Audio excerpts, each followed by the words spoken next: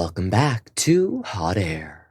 That is my after dark voice, but I can't do it for very long because I feel ridiculous. But what is up, hot people, hot messes? Welcome back. I'm Josh, your host. This is the podcast where we turn down the shame, we turn up the volume, and we talk about the stuff that everybody else whispers about in their group chats or like journals about in private. Today, we're going to dive headfirst into a topic that somehow every single human participates in, yet nobody wants to talk about without blushing like you're in middle school health class. We are talking about sex. All of it. The psychology, the taboos, the awkwardness, the confidence, the kink, the solo stuff, the partner stuff. Basically everything that your brain has questions about, but society has said, shh, don't ask, or don't ask, don't tell. But guess what? We're asking it, and we're asking it loudly because around here, we don't do shame, we do facts, we do feelings, we do a hell of a lot of sass. So get comfy. Grab your coffee. I mean, more like grab some wine or some oysters or something. No judgment. We are going to get into it. We're going to kind of dive right into it. This is going to be a two-parter because when I started working on the script and all the things I wanted to cover in this episode, I was like, holy shit, there's a lot of sex to be talked about here. Before we do get into it, make sure you're following me on Instagram and TikTok at _hotairpod and visit my website, hotairwithjoshuarobert.com. to shop my merch, submit your listener stories. Maybe you're going to be inclined to share some of your little secrets and listener stories regarding a lot of the topics we're going to talk about today. So anywho, take a deep breath. Let's clear the air here. Let's make sex a little bit more comfy. Let's hit it.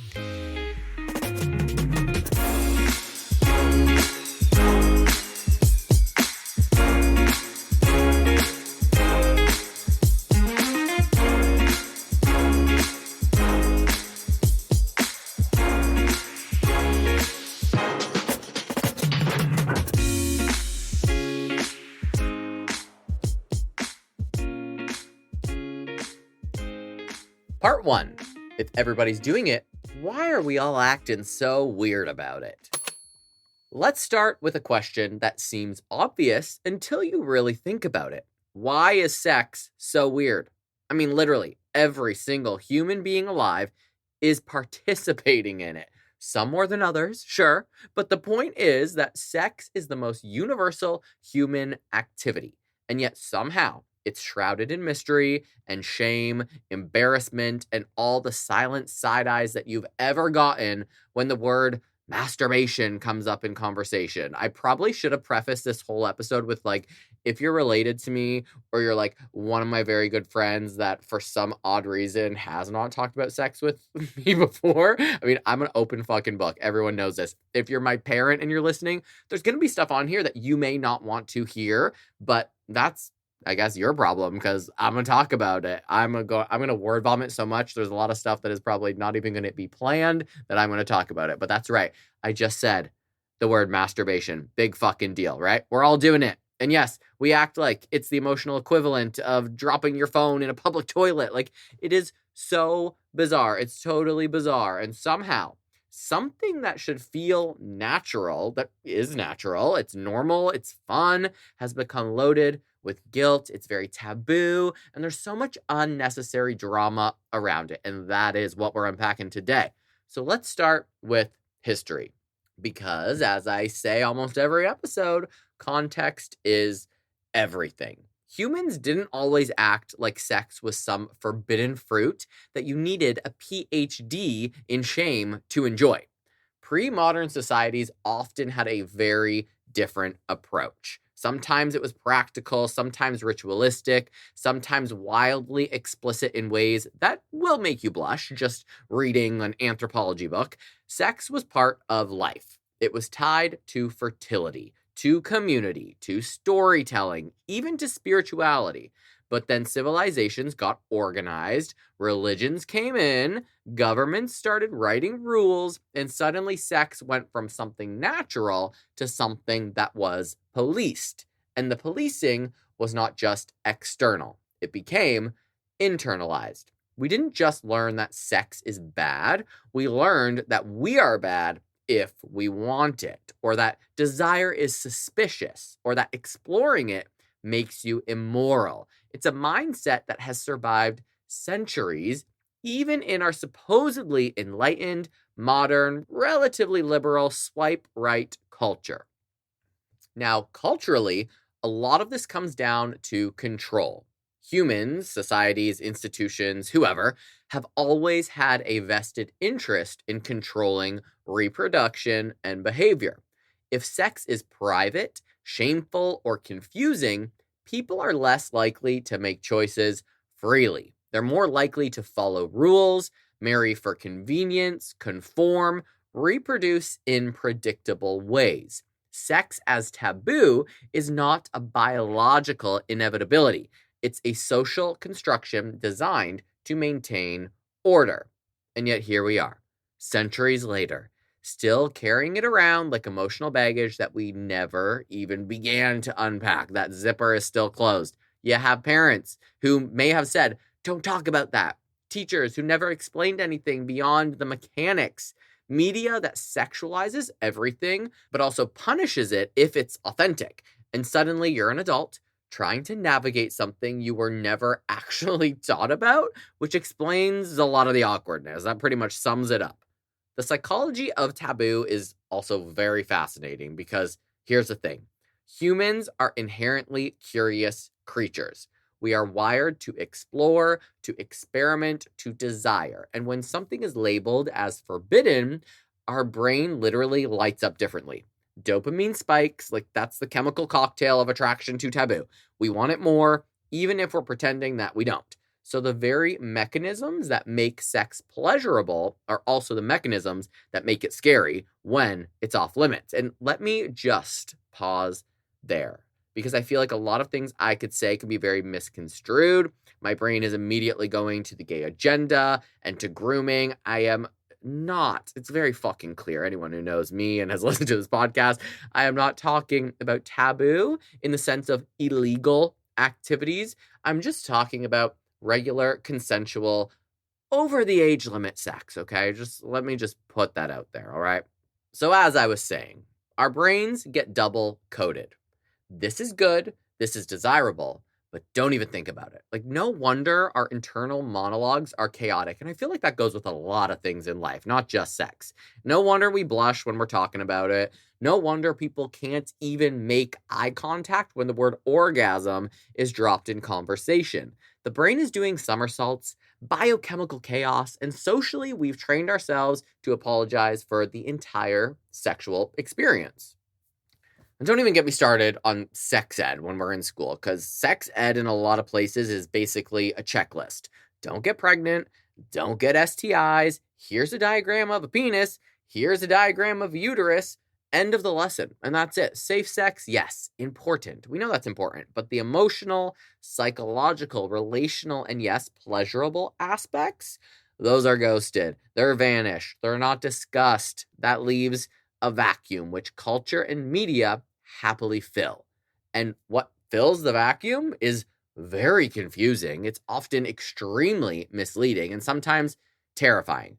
Porn becomes a reference manual for intimacy that doesn't actually teach connection. And I've talked about this on a previous episode. Sometimes you don't want a deep emotional connection. Sometimes you just want to fuck like you're a porn star. And that's okay too. Movies show sexual tension that is resolved in like 30 seconds without any communication or consent. Social media is a highlight reel that makes everyone's sexual life look like a scripted Broadway performance. So no wonder that people walk into real life intimacy feeling awkward, unprepared, and full of self-doubt. We literally have not been taught how to do it in a healthy, realistic, confident way. When you realize we have been taught nothing about that, just like we were not taught about how to have a good credit score in school, we were not taught about how to have healthy sexual relationships. We've been taught how to fear it, fetishize it, and apologize for it all at the same time. And then there is the shame spiral, like that sneaky little bitch. It's not enough that society makes us feel extremely awkward. We pile on extra layers ourselves.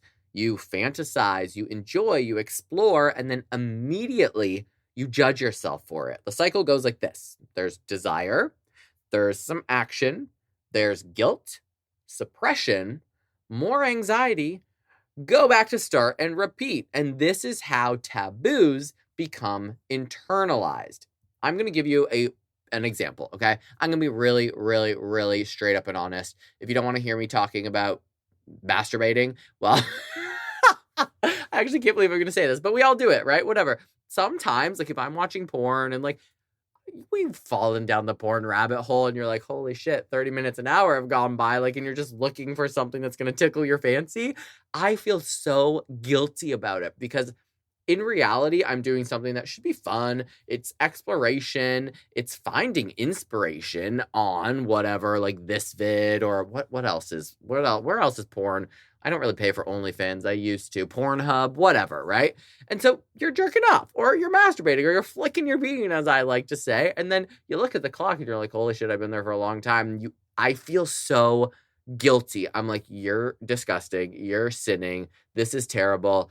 And then I'm like, I want to crawl into a hole. And then you do that cycle all over again when really, if we were taught that this was a part of life, this was a part of our sexual experience, and that it's not wrong, there would be a lot less guilt. So, as I was saying, this cycle, this is how taboos become internalized. People grow up with the idea that curiosity itself is wrong. And then they spend a lifetime tiptoeing around their own bodies. That internalized policing is brutal because of how relentless it is.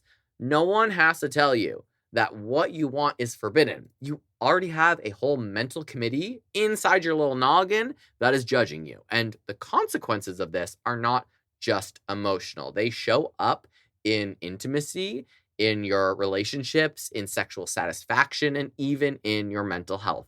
Anxiety spikes, libido dips, shame dominates, connection suffers. It's like having a permanent fog hovering over something that should be pleasurable. And we certainly do not acknowledge that or talk about that enough.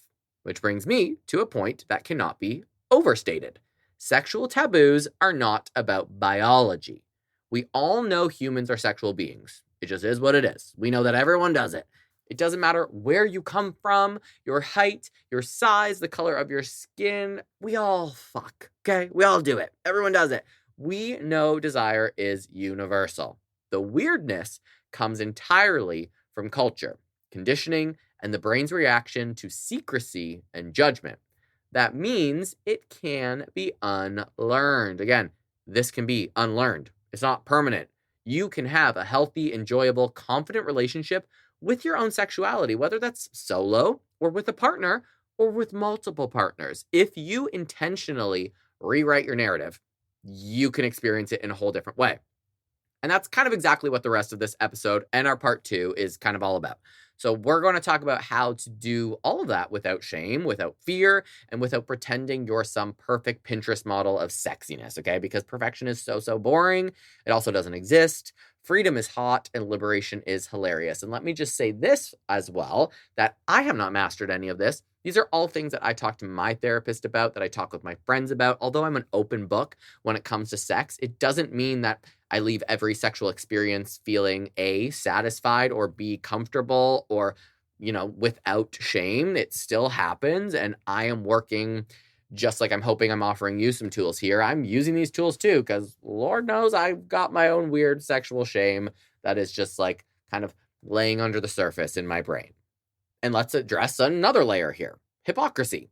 Humans are masters of contradiction when it comes to sex. So think about it. We live in a world that is saturated with sex. Music is always about sex, and memes, every corner of culture is dripping with sex. Yet, you can't say the word in polite company. Like, mum is the word, I think is the saying. You can see someone's cleavage or abs or a provocative ad, but the second that you talk about jerking off or kink or a kink of your own or fantasies of your own, you're expected to just like recoil and hide away. That's the cultural schizophrenia. Like, it really doesn't make any sense. Sex sells, but they don't want us to talk about it. Everyone wants it. Everyone's doing it. Everyone's thinking about it. But collectively, we act like it's some scandalous secret that we must whisper behind closed doors. And I quite frankly think it's absolutely ridiculous. So understanding that contradiction helps you realize how much of the anxiety you feel isn't even yours. It's a cultural inheritance. It was just passed down to you. You can choose to reject that. You can choose to reframe it. You can choose to normalize your desire without needing anyone else to sign off. And this is where humor comes in. We know I love to laugh and be a sassy little bitch because humor is survival, and comedy allows us to talk about things that make us a little bit uncomfortable without completely exploding into panic or guilt. You laugh at something sexual and suddenly it is way less heavy. You joke about awkward encounters, about first times, about embarrassing fantasies, and the taboo loosens. Laughter isn't just funny, it is so freeing, and freeing is a step towards owning your own pleasure. If you can laugh at the ridiculousness of how weird we've all been trained to act around something that everybody does, you start to step outside that entire shame spiral. You start to breathe, you start to feel permission to be curious. I constantly will make jokes about my sexual encounters and experiences when I'm sharing them with friends, and it takes the heaviness off of it. Like every time I tell the story about how I lost my virginity, it was not cute. This is probably not the place to go into details, but it wasn't cute. It was let's just say it wasn't cute. I love that I said I was an open book, and then I'm like, oh, I probably shouldn't talk about this here. But it was like funny, it was messy, it was weird, it was like, what are we even doing? I don't even know. I also lost my virginity at 22 or 23, so I was very late in the game. But I tell that story now to friends freely without censoring myself like I am a little bit right now for the sake of, saving the embarrassment of somebody else. I laugh about it. I think it's a hilarious story to tell. Maybe I'll share it one time. I need somebody to interview me in order for me to share it. Maybe on a different podcast that is a little bit more racy. But I find it so funny. I bring the joy to it. I bring the laughter to it. And it just takes away from a situation that could potentially, be serious and make people uncomfortable. It fucking makes it funny. Like, big fucking deal. So what's the takeaway from this little first segment here? It is that sex is universal. Desire is human. Shame is learned. Weirdness is cultural. Awkwardness is optional. And curiosity is revolutionary. The more you understand that literally everyone is participating, literally everyone is confused, and literally everyone has internalized weirdness to some degree, the less intimidating that sex becomes. You start to realize that the rules we've been playing by, the silence, the blush, the apologetic behavior, are not really universal truths or don't need to be. They're arbitrary. They are social constructs that we choose, and we can choose to reject them. And rejecting them is the first step towards sexual freedom. Because here is the kicker. Once you recognize that everyone's doing it, I'm going to say that a lot, everyone's doing it. And once you understand how absurd it is that we act like it's forbidden, something very magical happens inside you. Metaphorically and maybe physically, baby. You stop taking yourself so seriously. You stop trying to hide and then perform or apologize. You allow yourself to explore without that guilt. You can talk about it, think about it, laugh about it, and enjoy it. Again, solo, with a partner, however many partners you want. The mystery, the shame, it starts to dissolve. And when that shame dissolves, pleasure, connection, and confidence have room to grow, because we're going to do this regardless. We're all going to fuck anyway. Everyone's going to have sex anyway. So why not find the confidence and get rid of the shame? Like, I feel like some people listening might be like, oh, well, I don't know. Like, it is taboo. It should be behind closed doors. You're still going to do it. So why feel uncomfortable doing it? Why feel shameful doing it? If you're going to do it anyway, you may as well fuck it up, be the one in control, love your body, feel confident doing it, and also feel confident saying what you like, what you don't like. We'll get into all that later. You're going to fuck anyway. You're going to have sex anyway. So why not find a way to not feel so bad about it? Which honestly is what we've all been missing this whole time. So strap yourselves in, because from here, we're going deeper. We're going to talk about kink, solo exploration, partner dynamics, communication, consent, body image, and all the ways you can start rewriting your own sexual story without guilt of fear. We are taking the covers off Taboo. We're calling out cultural nonsense and giving you the permission to exist in your body unapologetically, because everyone's doing it.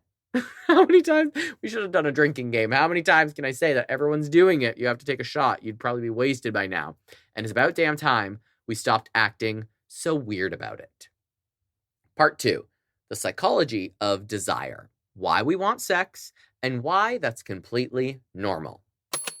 All right, now that we have established that society basically built a weird haunted house around sex for no fucking reason, let's talk about the thing that's underneath all the shame. Desire. Because here's what really kills me. We act like wanting sex is some scandalous character flaw. Like if you admit that you're horny, you should immediately be escorted out of society and forced to live in the woods with the raccoons. Meanwhile, every single human on the planet exists because two people had desire at the exact same time. So either desire is evil, or it's literally the reason that humanity continues to exist. So fucking pick one. And spoiler alert, it's not evil, it's biology. It's chemistry, it's your brain doing exactly what it evolved to do. But, well, I guess unless you're gay, because we're not making kids, but we have a hell of a lot more fun than you straights do, let's be real. But somewhere along the way, we decided to treat desire like it was suspicious. Like, whoa, you have sexual thoughts, you better calm down, you're an animal, that's wild. But no, yes, actually, we are animals. We're very cute animals that have Wi-Fi and oat milk, but we are animals nonetheless, and animals have instincts. We get hungry, we need sleep, we need connection, touch, and sex. These are not personality defects. These are operating system features. You didn't download desire. It came pre-installed. It's called puberty, right? We all started experimenting. Everybody started to be like, oh, well, if you're a guy, you were like, I have a boner. What the fuck is this? If you were a girl, at some point, you noticed that something felt good or felt different. Like, that is biology. That was wired in you. Just like you wake up in the morning and you're hungry. When you start putting it that way, you're hungry. Your body needs food. You are horny. Your body needs a little pleasure. To me, it's very straightforward. Again, this all came pre-installed. And I think, again, once you understand the psychology and the science behind it, a lot of the shame just melts away because you realize, like, oh, I'm not broken. I'm quite literally functioning correctly. So let's break it down. First of all, desire lives in your brain, not just your body. People love to act like sex is this purely physical down there situation, but your brain is the CEO of everything. Nothing happens without your brain signing the paperwork. Attraction, brain. Fantasies, brain. Butterflies, brain. That electric feeling when someone looks at you a certain way and suddenly you forget your own fucking name. Brain, baby. Neuroscience says that sexual desire is largely driven by dopamine, which is the same chemical responsible for motivation, pleasure, reward, and addiction. It's your brain's little gold star sticker. Dopamine basically says, like, hey, that thing you just did, incredible. Let's do it again immediately. Add it to your schedule. Food gives you dopamine. Achieving goals gives you dopamine. Falling in love gives you dopamine. And yes, sex gives you a big old fireworks show of dopamine. So when people say, why do I want sex so much? Or why do they want sex so much? I'm like, because your brain is literally like rewarding you for it because it fucking feels good. And your brain's like, yes, do it again. This is not a moral failing. This is your nervous system throwing a party. And it's not just dopamine. There's oxytocin, which is the bonding hormone. That's the one that makes you feel cuddly and safe and emotionally connected. It is released during touch, hugging, kissing, orgasm, even just like skin-to-skin contact. Sometimes my barber's doing my hair and I'm like, I haven't been touched for so long. Is my oxytocin spicing? Are we connected? Are we bonding right now? You know, if it's been a while. And usually, if you know me outside of the pod, it's almost always been a while. So, Barbara, if you're listening, thank you for spiking my oxytocin and making me feel a little bit of connection every once in a while. Oxytocin is sometimes called the love hormone, but honestly, it's more like the I feel safe with you hormone, which is also fascinating because it means that sex isn't just about pleasure. It's about attachment, connection. Your brain is literally wiring you to bond with people. That's why sometimes you don't even want sex for like the physical part. You want the closeness, the warmth, the intimacy, the come here, get under the blanket with me, and let's just like exist together. That kind of energy. That's biology too. You're not needy. You are human. We are social mammals. We're designed for connection. Solitary confinement is literally considered torture for a reason. We're not meant to be alone. And yet, we still shame people for wanting that type of closeness. Like, make it make sense. Then there is serotonin, which affects mood and emotional stability, and endorphins, which are basically nature's painkillers.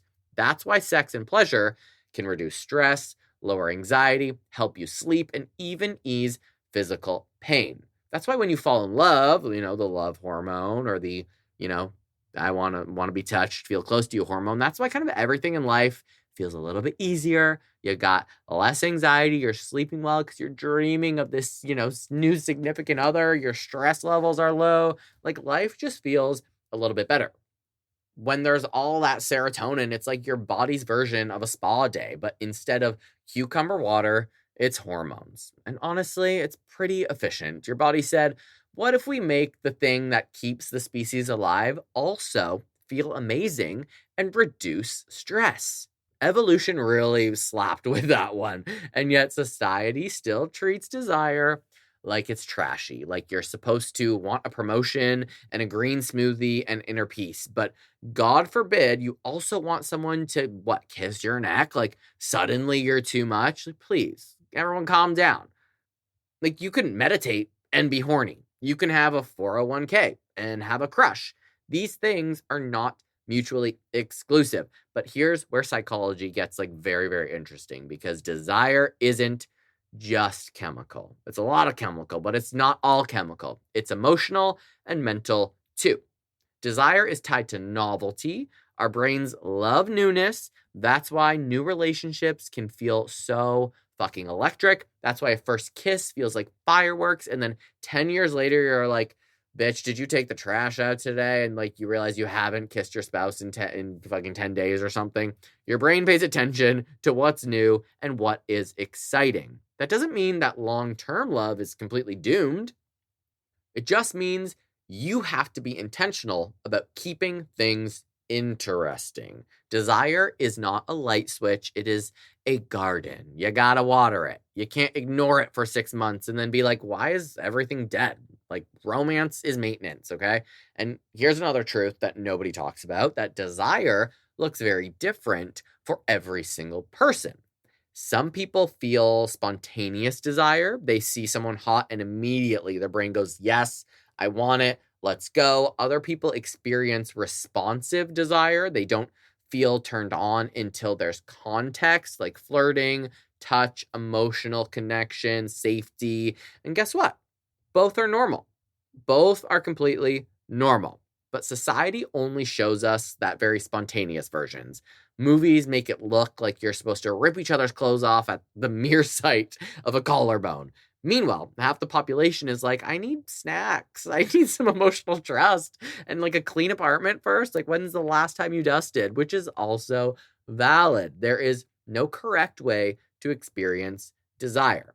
But because we never talk about it, people assume that they are broken. I cannot tell you how many people think that, like, why am I not instantly horny like everyone else? And because you're a human being, not a light switch at Home fucking Depot in the lighting aisle. Calm down, okay? Context matters. Safety matters. Stress matters, which brings me to something huge. Stress kills your desire. Like it absolutely murders it. They should make a true crime documentary about how stress kills your desire. Your brain cannot prioritize pleasure when it thinks that you are in danger. If you're anxious, if you are overwhelmed, if you are exhausted, worried about money, doom scrolling the news, and surviving on 3 hours of sleep, your body's not going to be like, you know what sounds really fun? Orgasms. Like, absolutely not. It's going to say, we're in survival mode, Susan. So please focus on getting your life together. That's not dysfunction. That's your nervous system protecting you, which is actually very sweet if you think about it. It's annoying at times when you want to have a hookup and you're out with your friends and you're like, let's find a hot man. You're just not feeling the vibe. It's annoying, but it's sweet. This is why so many adults struggle with libido and think that something is wrong with them when really they're just burnt out. We're all pretty much burnt out, are we not? You don't need shame.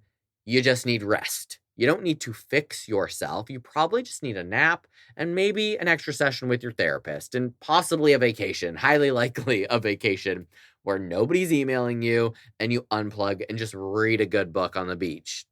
Then there is the emotional side, because desire is deeply connected to self-esteem. If you don't feel good about yourself, it's really hard to feel sexy. I think everyone can relate to that. Like, the last thing you want to do if you're like not feeling like you're in the best shape, or you got your hair done and it's not what you wanted, or your tan's off a little bit, or you're just feeling a little dumpy. We've all felt a little dumpy. You're not going to be in the mood to have sex. If you're constantly criticizing your body, comparing yourself to those Instagram filters, or hiding under oversized hoodie like you're in the witness protection program, your brain is not going to feel safe being seen intimately. Shame shuts desire all the way down. Confidence fuels it, which is why body positivity and sexual wellness are actually very close cousins. When you feel comfortable in your skin, you're more open, more playful, more curious. But when you're busy thinking, do they notice my stomach? Is this my bad angle? Am I weird? Your brain is basically buffering like slow Wi-Fi trying to load. Do you guys ever download music on Napster? If you don't know what I'm talking about, I'm aging myself. So, and it would take so long to like buffer the music or load the music. Like, that's what it's like when you're trying to fuck and trying to be intimate with someone, and you're thinking about whether you look good or not, and you're so not in the moment. Like, it's just not the vibe. Nothing kills the mood faster than self-criticism. That's not you being dramatic, though. That is neuroscience. Your brain cannot relax and judge itself at the same time. It has to pick one. So if you take nothing else from this segment, take this. Wanting sex is not something you need to justify. You do not need a dissertation. You don't need permission. You don't need to earn it by being productive all day and then being like, oh, it's dessert. Now I deserve it. Desire is not a reward for good behavior. It is built in. It's a built-in human drive, just like hunger. As I said, nobody shames you for like wanting a sandwich at lunchtime. Imagine if they did. Oh, wow, you're eating again? That's disgusting. Control yourself. I'm like, I need several meals a day. You'd be like, I'm literally staying alive, Brenda. Fuck off. Same with sex. It's connection, it's pleasure, it's stress relief, it's bonding, it's curiosity, it's fun. And yes, sometimes it's messy, it's awkward, and like someone bumps their head and you laugh for 10 minutes. Like, that's also normal, and also that can be really cute. Or someone farts. Like, if you haven't farted during sex, you're not a human being. Go fart during sex and come back to me. It doesn't have to be this cinematic, slow motion, silk sheet situation every single time. Sometimes it's just two humans being like, hey, you cute, come here. And honestly, that's kind of the best part. So the next time that your brain goes like, ugh, why am I like this? Because you're feeling desire, I want you to replace that with, oh, my brain chemistry is functioning. I love that for me. You're not dirty. You're not dramatic. You're not too much. You are simply alive. And alive bodies want things. That is the whole point. We're not robots. We're not monks on a mountain, although sometimes I wish I was. We're humans with hormones and feelings and Netflix passwords, okay? Of course, we want connection. Of course, we want touch. Of course, we want pleasure. That is not weakness. That's being a human. Say it with me. That is being a human. And honestly, if we stopped pretending that desire was scandalous and started treating it like the normal biological process that it is, half of our collective anxiety would evaporate. We'd communicate better, we would judge less, relax more, and maybe, just maybe, stop acting like the word horny is a federal offense. It's just your brain saying, like, hey, bestie, want to feel good? And frankly, in this economy, we need to let the people feel good. Part 3. What kink actually is and why everyone thinks it's scarier than it actually is. Now that we've established 2 very important things, 1, that sex isn't evil, and 2, that your brain wanting pleasure is literally just biology doing its job, we need to talk about the word that makes half the population clutch their invisible pearls and the other half immediately open a secret browser tab. Kink. Dun, dun, dun. I should have a sound effect board. Add that to the list. Even saying the word out loud makes people very nervous. Kink, kink, kink, kink. I could say it all day. I don't give 2 flying fucks, but it sounds scandalous. Like you just whispered a password to get into a velvet curtain basement somewhere. People hear kink and instantly their brain jumps to, oh my God, leather, chains, whips, dungeons, something illegal is happening. Call the church. Where's Jesus when we need him? And I'm like, relax. It's not a supervillain lair. It's mostly just adults with good communication skills and surprisingly detailed Google calendars. But truly, the way society talks about kink is way more dramatic than it probably should be. You would think we were discussing like criminal masterminds when we're talking about kink. Meanwhile, the reality is often just like, hey, I like this thing. You like this thing. Cool. Let's talk about it first and make sure that we both feel safe and we'll try this thing together. That's it. That's the big, scary kink secret. And honestly, the psychology behind kink is way less something is wrong with you and way more your brain is creative and likes novelty. Which again is normal. Novelty is normal. So now we're demystifying it, okay? Today, we're demystifying kink because the amount of misinformation out there is pretty wild and most of it is rooted in fear and not facts. And if there's anything that hot air loves to do, it's kick fear in the shins and replace it with education and a little bit of cunt. Like, let's be real, you know me by now. And I will say that I don't really think I get into the kink scene or scenarios. I have experimented plenty. I've tried all kinds of things. I mean, I guess some things that I like sexually are considered a kink, but this is all based on research. This is all based on a lot of books and blogs that I have went to and pulled from in order to provide this information, because I do have a lot of friends and acquaintances that do get more into the kink scene, that do get into the leather, the whips, the chains, the this and that, things that I haven't necessarily tried, but I know them, frankly, to be the sweetest people that, you know, based on the stereotype of kink, you wouldn't think, I'm doing quotations with my hands, you wouldn't think they were into kink. You wouldn't think they were into kink.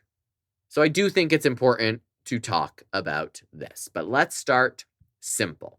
What even is kink? And I think this is going to make things very clear for a lot of you and maybe make you pause and be like, perhaps I am into kink. At its most basic definition, kink is just anything outside of what society labels as vanilla sex. That is it. It's not automatically extreme. It's not automatically painful. It's not automatically 50 Shades of Grey chaos. It just means not standard issue. That could be role play. That could be power dynamics. That could be sensory stuff. It could be outfits. It could be dirty talk. That could be literally just like, I like when the lights are off and there's music playing. Congratulations. You're technically kinky. The bar is fucking on the floor, okay? Because society's boring. But society acts like kink means that you've joined fucking Fight Club, okay? Where's Brad Pitt when we need him? And I think that that is because we're still stuck in this outdated belief that there's only one correct way to have sex. You know the script, lights off, quick, don't talk about it, missionary, roll over, pretend nothing happened, like we're clocking into a shift at the pleasure factory. No creativity allowed. And we only feel weird because we feel shameful because of society, which is hilarious because humans are literally the most imaginative species on Earth. We invented musical theater, okay? Of course, we're going to get creative in the bedroom. Like, have you met us? And by us, I kind of mean the gays. And here's where psychology gets really interesting again, because as I said, the brain loves novelty. We talked about this like in the last segment. Novelty triggers dopamine. Dopamine equals excitement. So when something feels new or different or a little bit taboo, your brain is going to light up. You're going to be like, ooh, what is this? That doesn't mean that you're broken. It means you have a functioning reward system. Fantasy is a completely normal part of human cognition. We fantasize about everything: winning the lottery, quitting our jobs dramatically, becoming famous, moving to Italy and starting over. Nobody hears those fantasies and goes, wow, you are a sick son of a bitch. But the second they hear someone has a sexual fantasy, we're like, therapy, immediately. Like, it is so dramatic. Sexual imagination is just imagination with hormones, and that is it. Your brain is telling stories, and that, my dears, is what brains do. But here's the biggest myth that drives me just a little bit insane: the idea that kink means trauma. This one gets thrown around constantly, like, oh, you like that? Something bad must have happened to you. And listen, yes, sometimes people explore things that are connected to past experiences. Humans are very, very complex. If you learn anything from 81 episodes or 82 episodes by now, it's that humans are fucking complex. But assuming that everyone with a kink is damaged is wildly inaccurate and honestly very, very insulting to those that are into it. It's like saying, like, oh, you like roller coasters. Who hurt you? Like, sometimes people just like the intensity of a roller coaster. I love haunted houses, real ones and fake human built ones. And people sometimes think I'm weird. And I'm like, what? Maybe you're just boring. Like, I dig different things. Sometimes people just like sensation. Sometimes people just think something is hot. Not everything is a psychological crime scene. And actual research backs that up. Studies show that people involved in kink communities often score just as healthy and sometimes healthier on measures of mental well being than the general population. Lower anxiety, better communication, higher relationship satisfaction. And you know why? Because they talk about everything in detail with bullet points and probably Excel graphs or whatever they are. I hate Excel. It's the death of me. But they probably got spreadsheets. These people are negotiating like corporate lawyers before anything happens. Meanwhile, vanilla couples can't even say, I didn't like that, without spiraling into like a 3-day emotional crisis. The kink community is out here saying, here's my list of boundaries. This is what I prefer, my aftercare needs, and my safe word, here it is. And that is iconic behavior. And let's talk about the word consent for a hot second, because if you want to know where consent culture is strongest, it's kink spaces, not mainstream dating, not frat parties, not random Tinder meetups. Kink communities take consent so seriously, it's practically the Olympics of consent. There are conversations beforehand, during, after, check ins, safe words, clear agreements. Nothing happens without explicit buy-in, which is ironically way safer and way more emotionally mature than a lot of normal dating scenarios where people just awkwardly hope for the best and then ghost each other the next day. So it really cracks me up when people act like kink is dangerous and that like vanilla is so wholesome. I'm like, have you seen straight dating culture? Please. The call is coming from inside the house. It always fucking is. But now, like, because we're talking about King, let's get into some juicy shit, okay? Let's talk about power dynamics, because this is where a lot of people also get very confused.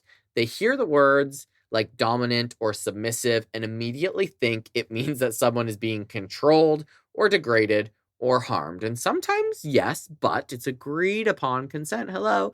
But psychologically, that's not really what's happening at all. Power play in kink is consensual role play. And the key word is role. It's acting. It is theater. It's two adults basically saying, hey, what if we pretend this scenario for fun? It's improv class with better outfits or no outfits at all. That's it. It's improv class. And the wildest part, the person who looks like they have less power, like the submissive one, actually has a ton of control because they're the one that has set the boundaries. They can stop everything instantly. They choose to give that power away, which means it's not power that is being taken away without them giving it away. It's power being loaned for a hot second or an hour or two. It's trust, very deep trust. And psychologically, that can feel incredibly intimate. For some people, letting go of control feels freeing. For others, taking charge feels empowering. And both are completely valid. It's not about harm, it's about emotional experience. It's about exploring different sides of yourself in a safe, contained environment. And sexually, I have experimented a little bit with the dominant and submissive roles. I feel like in gay culture, that kind of naturally progresses without you even having to think about it, at least in my experience. And people also think that when you're a bottom, you are the submissive one. And when you're a top, you're the dominant one. But frankly, women can receive penetration, but also be dominant. They can be controlling the situation in the bedroom. I think that gets really misconstrued and very misunderstood. So again, it's about exploring different sides of yourself in a safe, contained environment. And honestly, we kind of like already do this in non-sexual ways all the time. Think about how I said the haunted houses, roller coasters, horror movies, escape rooms. We pay money to feel scared on purpose. Why? Because controlled intensity is fun. Your brain knows that you are safe, but you still get the adrenaline rush. Kink works similarly, if not exactly the same, for a lot of people. It's intensity in a safe container. Your nervous system goes like, okay, this is exciting, but you're not actually in danger. It's like emotional cosplay, which frankly is kind of fucking brilliant. Humans are weird and creative and theatrical. Like, of course, we'd invent ways to gamify pleasure. Another thing that nobody talks about is identity exploration. Sometimes kink isn't even about physical sensation, it's about expression. Trying on different energies, different roles, different sides of yourself that you do not get to express in everyday life. Maybe you're super responsible and in charge all day at work, and you like having a space where you don't have to make decisions. Or maybe you're quiet and shy in public, and you love having a space where you feel bold and commanding. That is psychology 101. We all contain multitudes. We're not just one personality setting. Kink can be a playground for those other sides. And that's not deviant. That is self-exploration. It's basically therapy that probably has like a little bit more mood lighting. But of course, society hears all of this and still goes like, yeah, but it's weird. And I'm like, everything is weird if you think about it too long, okay? We drink bean water every morning to function. Coffee, hello, it's literal bean water. We stare at tiny glowing rectangles for 12 hours a day. We made Crocs popular again, okay? Humanity is weird. Let's not suddenly pretend that we're classy minimalists when it comes to sex. If it's consensual, nobody's getting hurt. Why do we care? Truly. Why is it our business? I think a lot of fear around kink comes from projection. People are uncomfortable with their own desires. Just like a lot of homophobes out there are homophobes because they're uncomfortable with their own desires. So you judge other people. Like, it's way easier to say that that's freaky than to admit that maybe you're curious but a little bit scared. It's okay to be scared, but allow yourself to be a little curious. Curiosity is normal. You do not have to want everything, but you also don't have to demonize what you don't understand. That is middle school behavior. Let's grow the fuck up. We're adults. Drink water and mind your fucking business. Stay hydrated and mind your fucking business. At the end of the day, kink isn't some secret underground rebellion. It's just people personalizing their pleasure. That's it. And a lot of people do it more than they think. Some people like vanilla ice cream. Some people like Rocky Road with sprinkles and caramel drizzle and emotional backstory. Neither is morally superior. It is just taste. And the sooner we stop pathologizing harmless preferences, the sooner that everybody relaxes. Because shame has never made anyone healthier. Education has, communication has, curiosity has, and truly a little open-mindedness goes a long way. So if you hear the word kink and your brain still goes danger and there's like flashing red lights in your fucking head, I want you to replace it with creativity. Replace it with communication.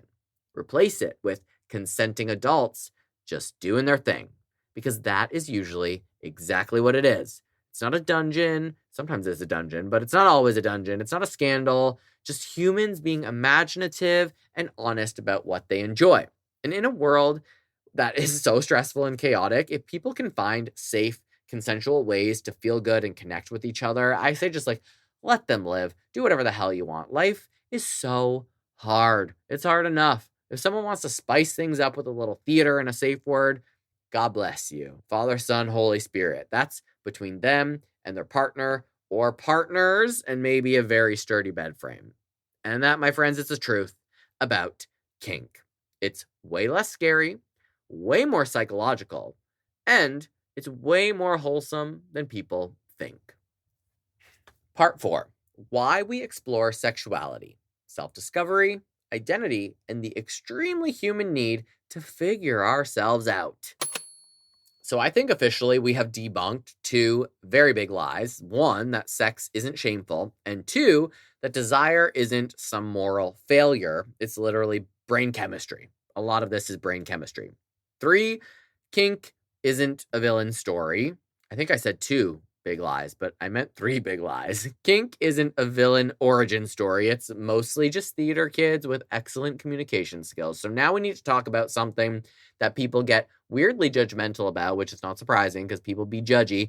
And it drives me absolutely nuts, which is not surprising because I'm always absolutely nuts. And that is the idea that exploring your sexuality means you're confused and reckless, broken, or going through a phase. Like, do you ever notice that? The second that someone experiments, dates different kinds of people, and people are like, well, that's not your normal type. Like, that's weird. And when you try something new or you say, like, hey, I'm curious about this, society suddenly goes full detective mode. They're asking, what happened to you? Are you spiraling? Is everything okay? Like, calm down, Nancy Drew. Like, maybe they're just learning about themselves. Because here's the radical thought of the day. Exploration is how humans learn literally everything.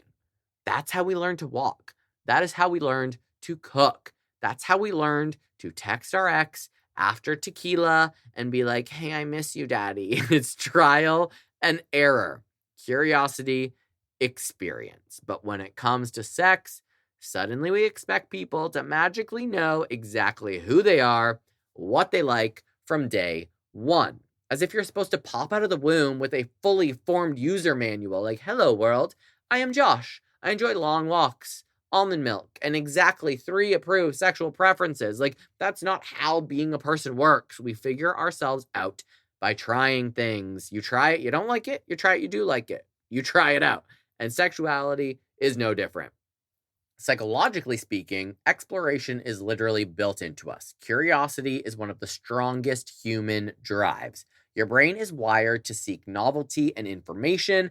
That's why babies put everything in their mouths, right? That's why toddlers touch everything they're not supposed to touch. That's why adults fall down 3 a.m. TikTok rabbit holes about like medieval bread making. The brain wants to know. It wants data. It wants experience. It's constantly asking, what happens if ... And when you apply that to sexuality, it becomes, what do I like? What feels good? What feels safe? What feels exciting? What feels like me? And that is not wrong. That is self-discovery. That's psychology 101.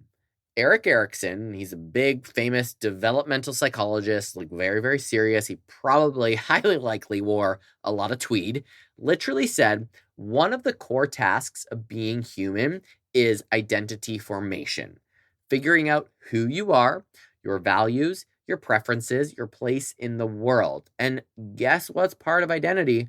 Sexuality. And I will say that when you do start to figure those things out, sexuality aside, your values, your preferences, where you feel like you fit in on this planet, it solidifies who you are and you find so much confidence. And the same is going to go for figuring out what you like in the bedroom, what you like sexually. It's going to bring a lot of confidence to your outside world. And it's not some side quest, it's baked into the main storyline. So when people explore sexually, they're not like acting out, they're doing developmental work. They're basically in an emotional lab coat going, oh, fascinating. Let's test this hypothesis. And if anything, that's like very responsible. But society treats sexual exploration like it is dangerous, especially depending on who you are. And let's be very, very real for a second. This hits queer people extra hard because straight people get to experiment and it's like, oh, college was wild. But queer folks explore and suddenly it's like, are you sure? Is this a phase? Have you tried to not do that? Like, ma'am, please. Nobody tells straight people to double check. Nobody's like, are you sure that you like men? Hey, woman down the street, you sure you like men? Maybe wait a few years? No. They're allowed to just exist because we live in a society that is built around straight culture. But when you're outside of the default settings, every step of self-discovery gets interrogated like it's a crime. And that's frankly so fucking exhausting because exploration is not confusion, it's clarity in progress. And also, you shouldn't feel bad about your exploration. If you don't like something, at least you know, and you might find something new that you didn't even know you were going to like. You don't discover who you are by sitting perfectly still and never trying anything. You discover who you are by living, by dating, by kissing the wrong person who could be a terrible kisser and going, oh no, absolutely not, never again. And then by kissing the right person and going, holy fucking shit, there it is. That is the thing. That is data collection. You are building your internal map, okay? And everyone's map is going to look different. And here's something that I love about all of this.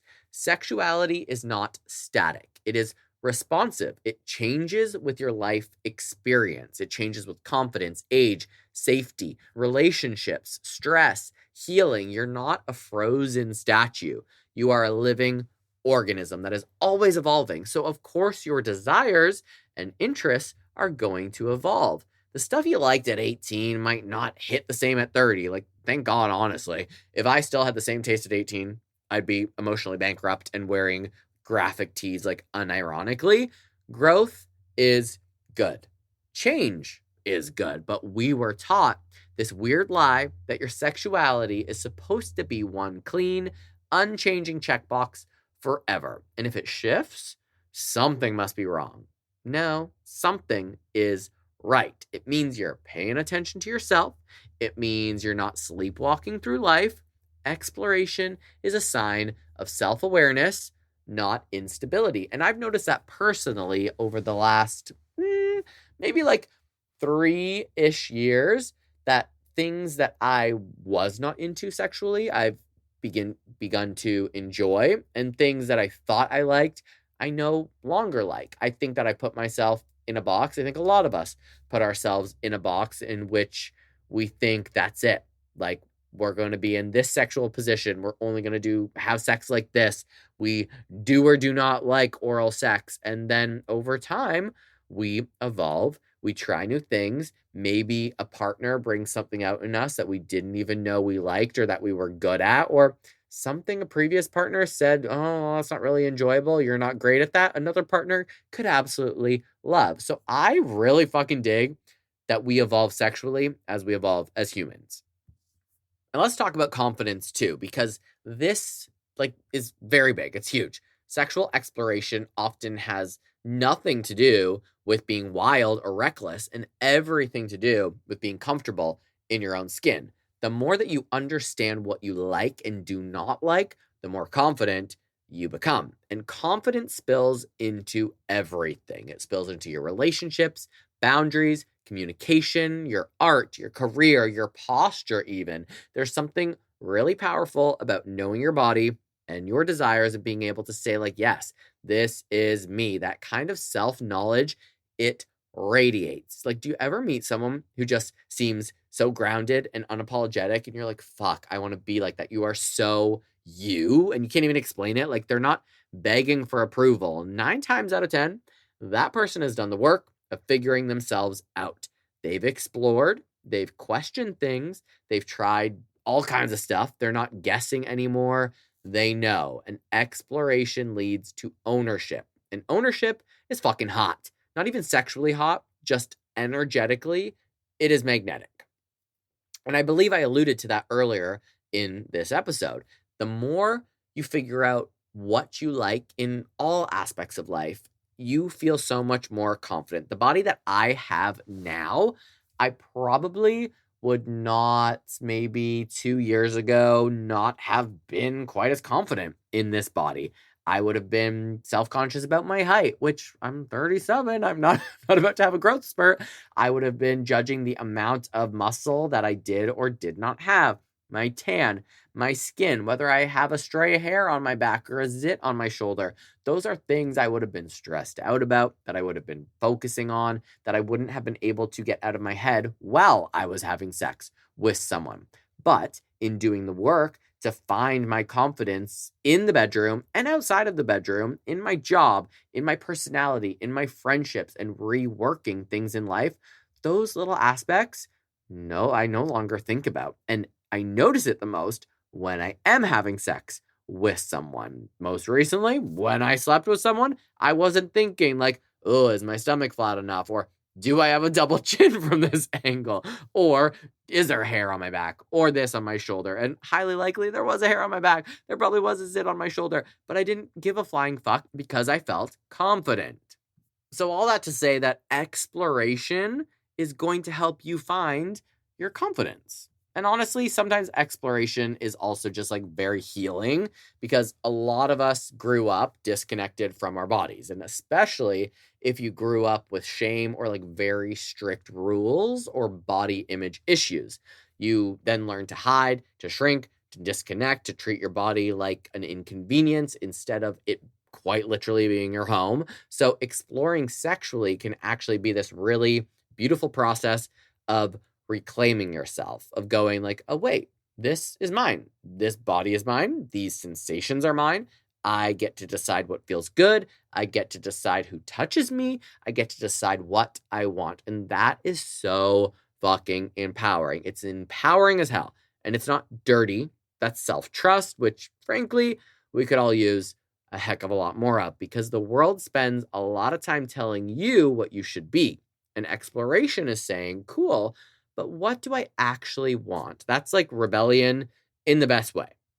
But here is a little part where people get tripped up. They confuse exploration with recklessness, and those are not the same thing. Exploration it's intentional, it's curious, it's communicative. Recklessness is avoidance and it's numbing. It's running from yourself. Totally different energy. If you're making choices from self-awareness and consent and respect, that's exploration. If you're making choices because you're trying to escape your feelings or punish yourself or fill a void at 3 a.m., that is something else. And that's not about sex. And both of those, I think we all can relate to. Been there, done that. You could do the same thing with shopping or drinking or work or literally anything. Don't blame sex for what's actually an emotional coping issue. Sex is just the vehicle. The root is deeper. So we got to stop acting like exploration automatically equals chaos. Sometimes it equals growth. Sometimes it equals clarity. Sometimes it equals like tried it, hated it, moving on, on to the next, which is still valuable information. And there's nothing wrong with hating it and moving on to the next. Not every experiment has to be a success. Some of them are just plot development. At the end of the day, exploring sexually is just another way that we learn who we are. And knowing yourself is kind of the whole assignment of just being alive.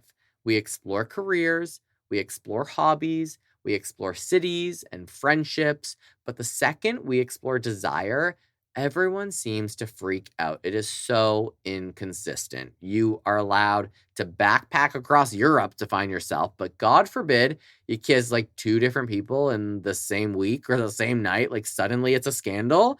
It is just life. We're all just out here collecting experiences and trying to make some sort of sense of them, question mark here. Sexuality is part of that mosaic. It's not the whole entire picture. It's not the devil. It's just a tiny little piece and a very human piece. So, if you're someone who's curious or evolving or even questioning or trying new things and learning about yourself, congratulations. You are not broken. You are not lost. You are not spiraling. You're doing exactly what humans have always done. You're exploring. You're gathering the data. You're becoming more you. And that is very brave because it's way easier to stay small and pretend that you do not have any questions at all. It's way easier to live someone else's script. Exploration takes guts, it takes honesty, it takes vulnerability, and that deserves respect, not judgment. So go ahead, learn yourself, try things, ask questions, be safe, communicate, and remember, self-discovery is not messy because you're failing. It's messy because you're alive. And alive people grow, and that is the whole point of being alive. Now, that's where we're going to end this first part of the sex stuff. Because honestly, my brain is like, oh my gosh, I think I need to go journal or like call my therapist. I feel like I'm always learning things in these episodes that I'm hoping to help other people. But before I go, I do just want to say one thing about exploration. You know, the last segment that we talked about kind of hinted at people questioning their sexuality in experimenting. And if there is anybody that's listening that maybe you're a guy who has always had an interest in another guy but has never been with a guy, there's nothing wrong with you. And vice versa, if there's a woman who has always been interested in a woman and hasn't experimented, you can do that without judging yourself. You can do it to find out if you like it. Maybe you don't. Maybe you go, oh, I was curious. I don't feel like doing that again. Like no harm, no foul. You also, someone said something to me recently about something I was nervous about in life, but informed me that I didn't have to share any of that experience with anyone. I could keep that experience to myself. It could be private. I didn't have to like broadcast it. So like if you are someone who's attracted to the same sex and you're curious but haven't done it, you can find a way to experiment with that. You don't have to call your friends and tell them. You can do this on your own. You have the power to figure out what you want, what you don't want on your own time, by your own rules, and with someone who is going to respect that. So I just wanted to like kind of put that out there because I feel like we kind of glossed over that a little bit. Now, in part 2 of this, we're going to get into some more racy stuff. We're going to talk about solo sex, self-connection. Obviously, we're going to talk about masturbation because duh. We'll also talk about communication, consent, and like why talking about sex is kind of the sexiest thing. We'll touch on body image, confidence, because I talked a lot about that, but we did not dive into the body image issues and how to feel better in your body so that you can experiment sexually without, overthinking it like I do. And then we're going to kind of wrap it all up by rewriting the narrative, and we're going to build a healthier, freer relationship with sex with a few little tools. So that will come on Friday. That will come. Oh, that will come on Friday. I actually had a lot of fun recording this episode. I was a little bit nervous about it because I'm like, oh no, everyone's going to listen to me talk about sex, all the people that I know and love. But I feel like this was actually quite freeing for me. And I had a great time sitting here in my closet recording this for you all. So I hope you all learned something. Maybe you're going to feel a little bit freer. You're going to want to experiment. Maybe some of you realize that, oh, you do have a kink because you're not so fucking vanilla. Let's just have fun. Take the stigma out of sex. We all fuck. Let's keep fucking.